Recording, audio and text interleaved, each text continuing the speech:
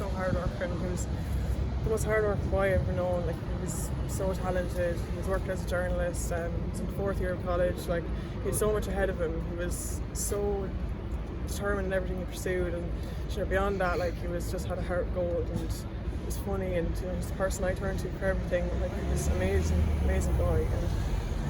And what has this process been like for you guys as a family, having to come out and do this sort of a campaign?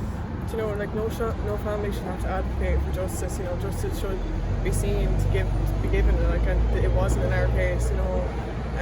There's no accountability for what happened to Joe. Joe was basically forgotten by the justice system, and it was just a disgrace, really. Like, the justice system had worked the first time, we wouldn't even be in the situation. So it's just hard for us, because no family should have to advocate for justice as much as we are. So. You've met with Mary Lou McDonald obviously today. Will you be pushing out for a meeting with the new Justice Minister to get this resolved?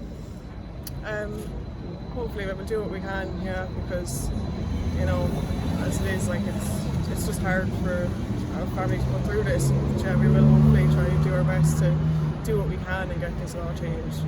And what is the support that you've received so far? I know there's been people out marching. There's been a lot of support behind you for accountability here. Yeah, it's amazing. In fairness, like, we have 11,000 signatures on our petition, and we had 1,500 people in Mount Rath on Sunday. Just showed up for us and was, outraged as well as us. Like, and they want to be there for us and really give this fight for justice. We have one planned in Camross as well. Like, we're reading comments, and people are as outraged as we are about this injustice, and people want to see change. So yeah, we just need to get it. Have you contacted